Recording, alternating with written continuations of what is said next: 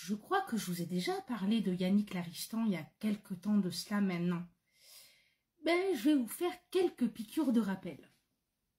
Yannick Laristan est un auteur indépendant. Il a déjà écrit un recueil de poèmes ainsi que 2 romans. Il s'agit de L'étincelle de mon savoir, mon pouvoir et L'étincelle du pouvoir, mon savoir. Comme vous pouvez le voir, ils sont disponibles sous le format broché, mais aussi sur l'abonnement Kindle. Pour le premier tome, je vous invite à aller regarder mon compte. La chronique est déjà postée, mais je m'approche quand même un petit peu pour que vous puissiez admirer la couverture. Et sur cette vidéo, on va s'intéresser à son tome 2. Donc je m'approche aussi pour que vous puissiez admirer la couverture.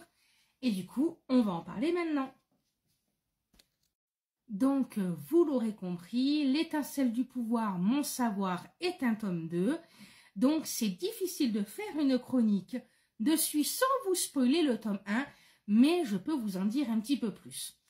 Dans cette histoire, on continue du coup à suivre les aventures de Kinaï, j'espère que cette fois-ci je le prononce bien, et du coup de Emily et Jason qui l'accompagnent dans ses aventures oniriques, donc monde des rêves que sa grand-mère lui a laissé lorsqu'elle est décédée. Yannick, dans son tome 1, nous a laissé avec énormément de questions, de savoir qui est Morpheus.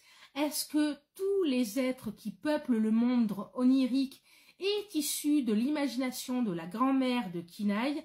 Est-ce que, du coup, Jason et Emily ont un but aussi bien précis pour accompagner Kinaï dans son aventure?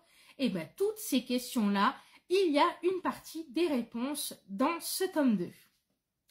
Cette histoire est aussi entrecoupée de flashbacks sur la vie de la grand-mère de Kinaï et pourquoi du comment elle a fui le pays de l'Inde avec sa fille Ruti. Il ne faut pas oublier que Kinaï est franco-indien et qu'il est issu d'une longue lignée de rois et de reines du côté de sa grand-mère justement.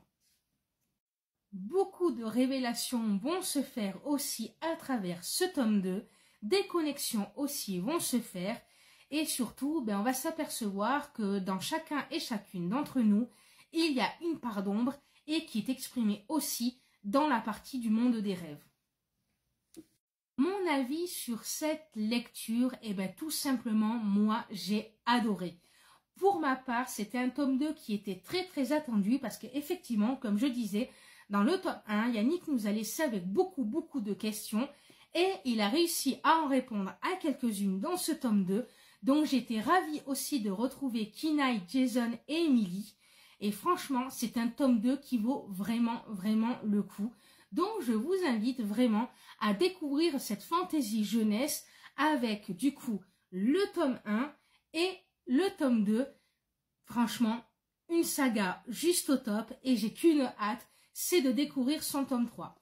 Donc j'espère que ma petite chronique vous a plu et sur ce, on se retrouve sur une prochaine vidéo. À très bientôt, bye bye.